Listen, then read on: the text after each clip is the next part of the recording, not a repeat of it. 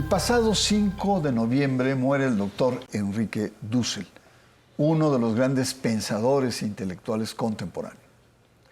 ¿Cuál fue su obra? ¿Por qué Enrique Dussel deja una huella importante tanto en ciencias sociales, en la filosofía y en la teología? Doctor Enrique Dussel, in memoriam, aquí, en Sacro y Profano. Enrique Dussel Ambrosini nace el 24 de diciembre de 1934 en el pueblo de La Paz, Mendoza, Argentina. Licenciado en Filosofía en la Universidad Nacional de Cuyo, Mendoza, doctor en Filosofía por la Universidad Complutense de Madrid y licenciado en Teología en París y Münster. Se le ha otorgado el doctorado honoris causa en las universidades de Friburgo, en Suiza, de San Andrés, en La Paz, Bolivia, de Buenos Aires, en Argentina, de Santo Tomás de Aquino, en Bogotá, de las Universidades Nacionales de General San Martín, de General Sarmiento y de la Universidad de Cuyo, en Argentina. El 2 de octubre de 1973, la AAA hizo explosionar una potente bomba en su casa, obligado posteriormente al exilio. Su destino fue México, donde realizó la mayor parte de su obra intelectual, así como profesor de Ética y Filosofía de la UAM y la UNAM. Fue rector interino entre 2013 y 2014. Ante la crisis de la Universidad Autónoma de la Ciudad de México, el doctor Enrique Dussel estuvo siempre cercano a los movimientos populares, las comunidades eclesiales de base. Su vasto trabajo intelectual giró en torno a la liberación en la ética, la filosofía y en la teología. Tiene más de 30 libros escritos y cerca de 400 artículos y ensayos.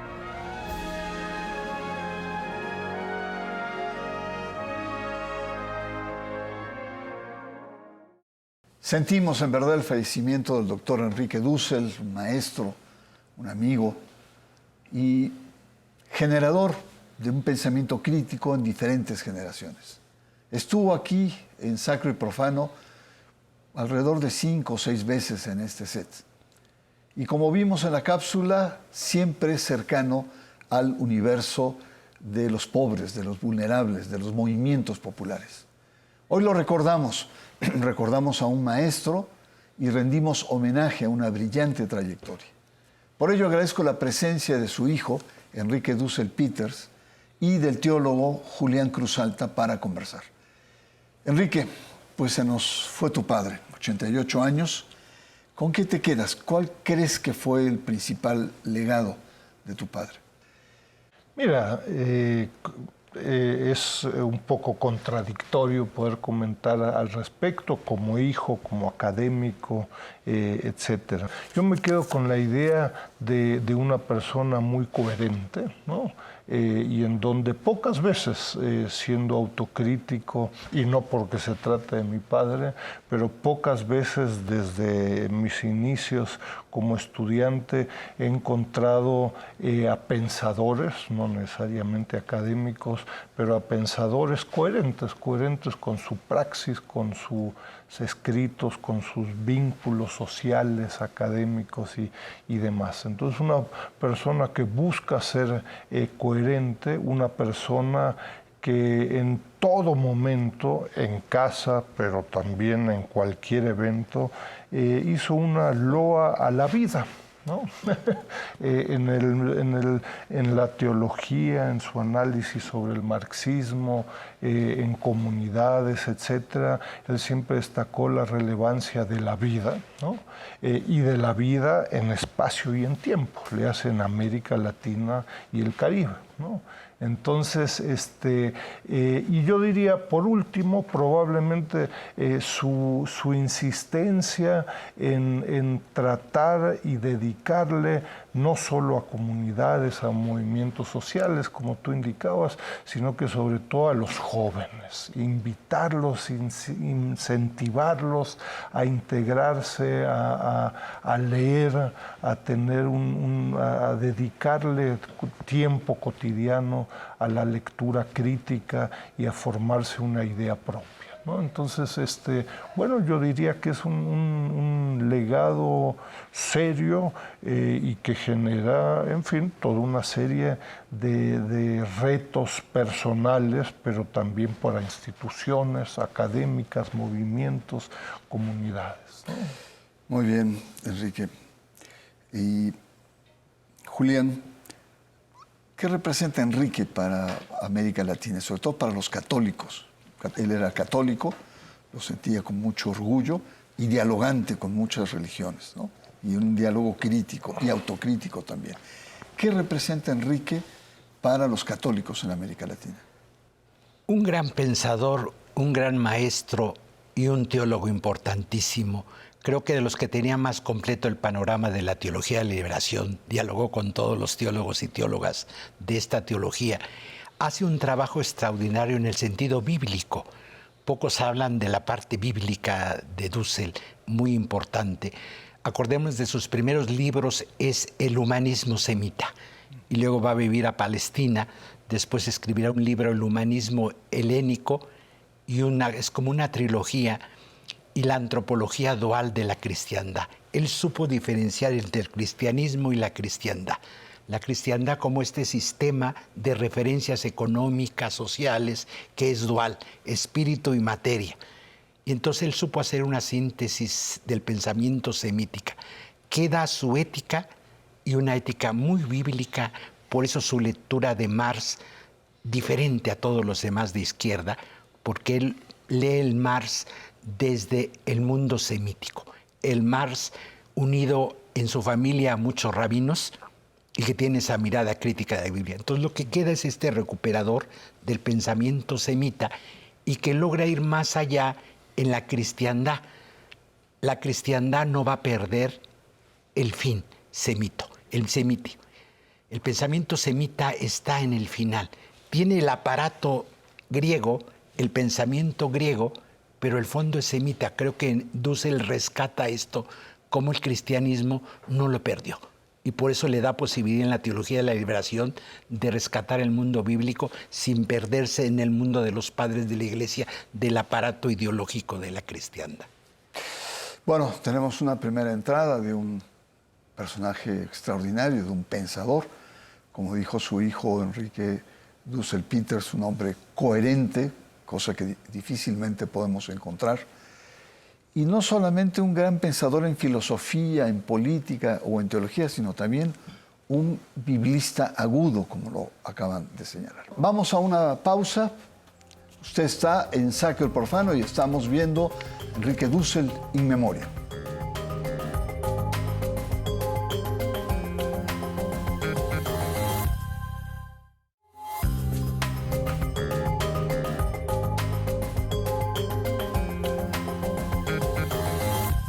Regresamos, estamos conversando, estamos recordando, estamos homenajeando a un personaje excepcional que acaba de fallecer, que es el doctor Enrique Dussel.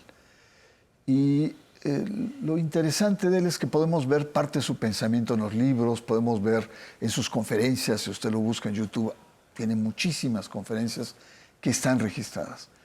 Pero, Enrique, quisiera preguntarte, como hijo, la parte más humana. Háblanos algo, esto que no sale, ¿no?, a la opinión. ¿Cómo era como padre?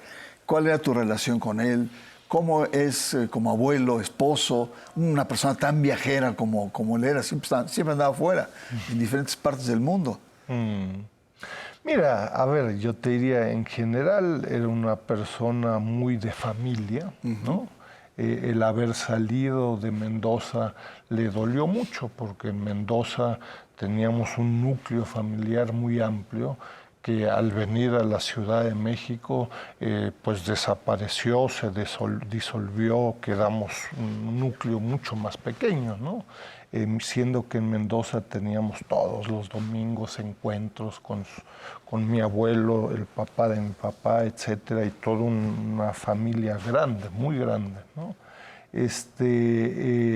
Yo recuerdo momentos también difíciles y de tensión, es decir, recuerdo ahí en Mendoza, antes de salir a México, momentos de discusiones familiares complicadas, ¿no? Al llegar a México, situaciones de dificultades múltiples, tomas de decisión no fáciles. Yo era bastante pequeño, ¿no? Entonces no podría comentar de temas específicos, pero recuerdo de presiones diversas, ¿no? Y yo te diría, digo, en general, mi papá era una persona, yo te diría, que permitía una enorme libertad. Nunca hubo la intención de adoctrinamiento, ni siquiera de ir a misa o de tener un compromiso social. Pero claro, mi papá era una persona muy entusiasta, por ahí alguno decía a veces por ahí medio, él se picaba en un tema y no importaba si había un niño de 3 años o uno de 99, él quería socializar con lo que había leído ayer de Heidegger, y entonces nadie sabía quién era, pero él quería socializarlo y era muy difícil no contagiarse, ¿no? Y por lo menos empezar a hacer lecturas. Tenías etcétera, conferencias, ¿no?, personales casi, ¿no? Y muchos de la familia, ¿no? También. Así es. Qué bueno. Para América Latina, Enrique Dussel es uno de los padres fundadores de la teología de la liberación, como tú lo señalabas, ¿no? Pero hay como diferentes corrientes de la teología de la liberación. Incluso Enrique habla la corriente brasileña con Leonardo Boff, la peruana con Gustavo Gutiérrez, y él representó otra corriente también importante. Tú nos hablabas un poco rescate, digamos, del pensamiento hebreo, pero ¿qué características tenía la teología de la liberación de Enrique Dussel? Un humanismo tremendo basado en la vida. Hoy es muy común de hablar de la inteligencia emocional. Adela Cortina, esta filósofa española, habla de la inteligencia del corazón. Boff habla de la inteligencia también cordial. Él no hablaba hace 40 años de esta inteligencia, pero lo vivía. Como yo tuve la fortuna de tenerlo de profesor. Yo a los 20 años tomé mi primer curso con él. Fue mi maestro de filosofía de la ciencia en la facultad. Y hace 40 años después tomé el último curso presencial con él. Entonces devolvía sus clases como la familia. No solo es el gran maestro, era como una familia. Yo estos días me siento como que perdí a un padre espiritual y del conocimiento. Esta es mi sensación. Lo hacía en el salón de clases, devolvía a su familia. Pocos teólogos logran esto, y lo que aporta es la reflexión de la vida como en 3 momentos, yo diría. La filosofía de la liberación, después una política de la liberación que es la ética, y el último es la estética de la liberación, esta reflexión sobre la vida concreta. Un gran pensador que nunca perdió el corazón.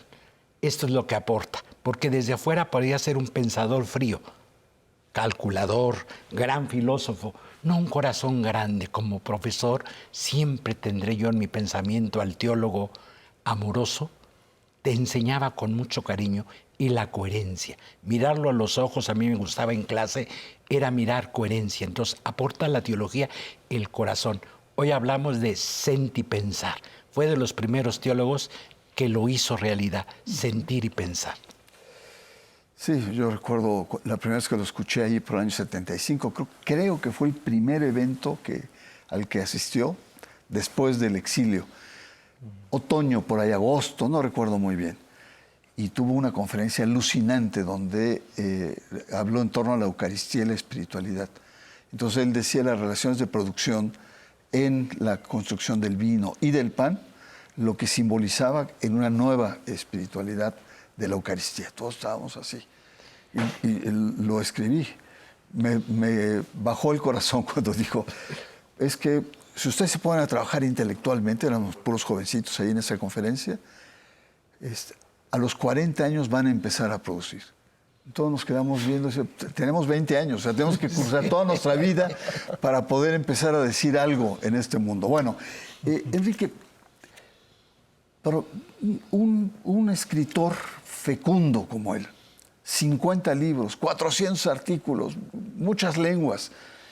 ¿Cómo le hacía para escribir? O sea, ¿cómo lo veis? Se la pasaba todo el tiempo, decías que era familiar y tal, que después de comer se iba luego a trabajar. ¿Cómo producía Enrique Dussel?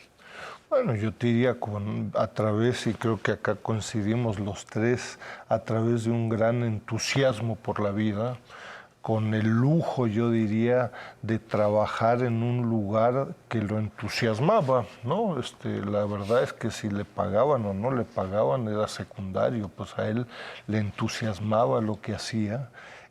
Comentábamos por ahí, fue casi como un niño, ¿no? Pues acabo de ir al Instituto del Marxismo-Leninismo y ni siquiera los viejos marxistas sabían qué, y bueno, ¿no? Y sobre eso empezaba a escribir, iba a una clase, en fin, ¿no? Entonces la verdad es que no le costaba, no era de que, híjole, si ahora tengo que volver a escribir, no, pues sacaba de una manga unas ideas, y entonces yo te diría que con mucha facilidad.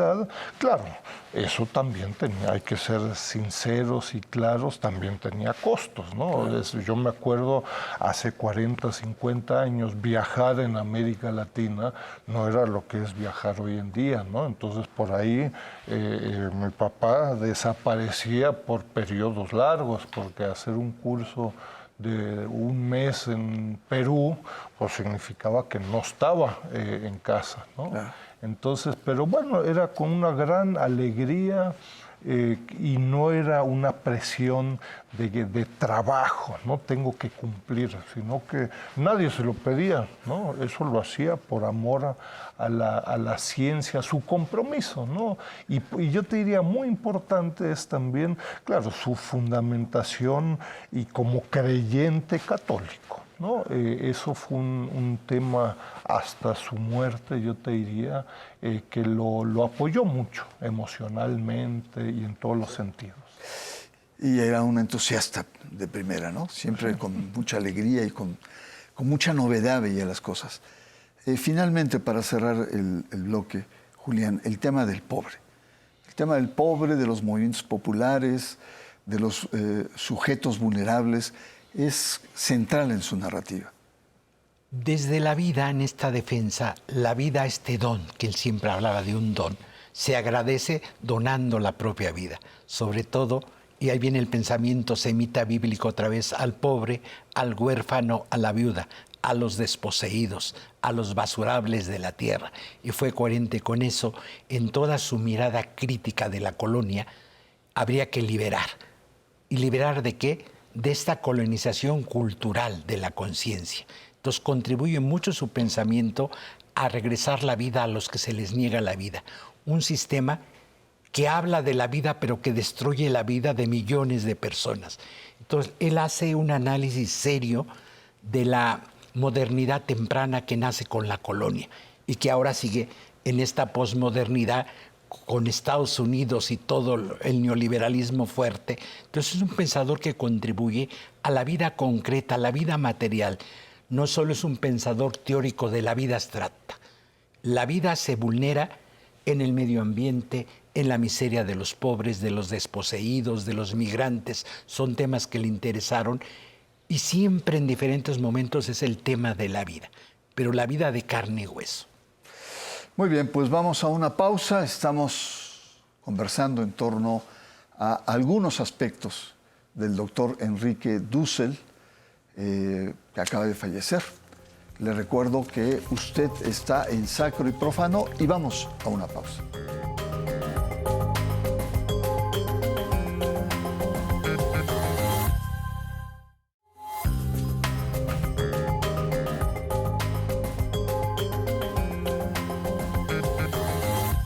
Regresamos a nuestro último bloque. Estamos conversando en torno a la vida, algunos aspectos del doctor Enrique Dussel, que como ya se ha señalado, el pasado 5 de noviembre falleció.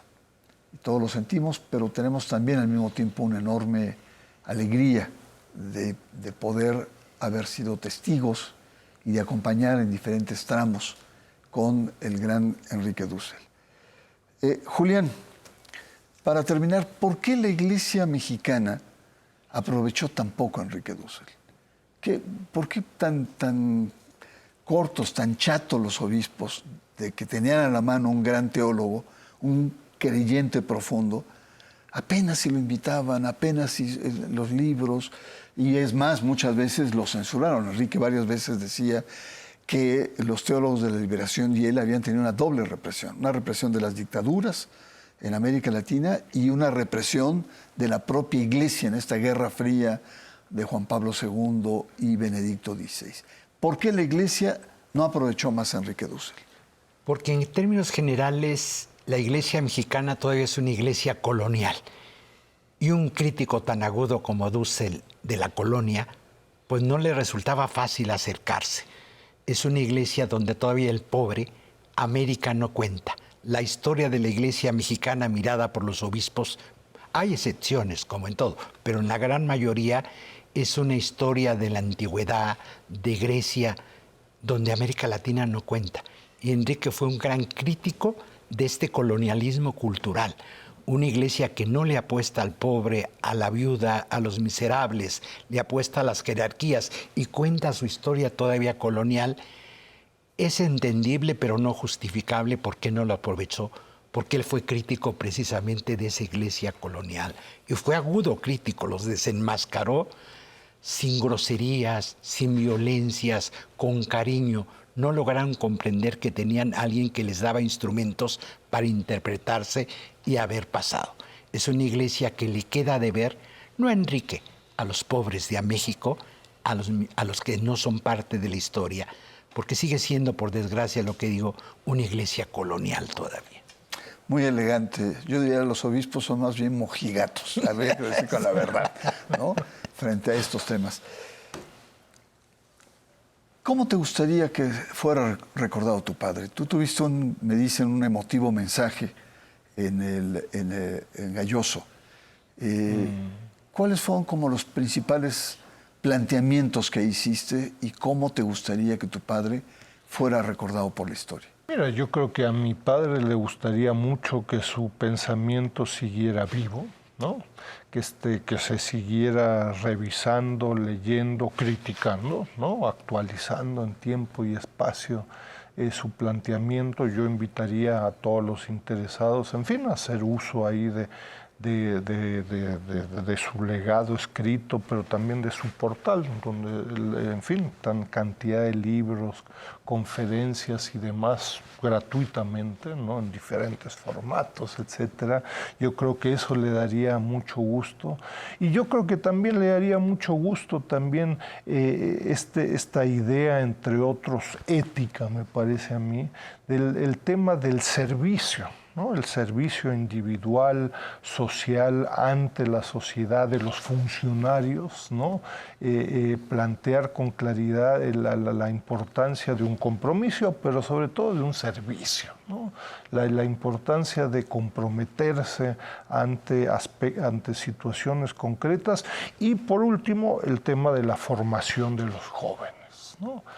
Mi padre le dedicó mucho tiempo, con mucho entusiasmo, como siempre lo hizo, tanto de rector en la UACM, también en el Instituto de Formación Política de Morena, y porque le parecía que era muy importante, ¿no? Y ha tenido efectos relevantes, etcétera, ¿no? Entonces, yo creo que son aspectos diversos, ¿no? Sin entrar en contenidos específicos relevantes.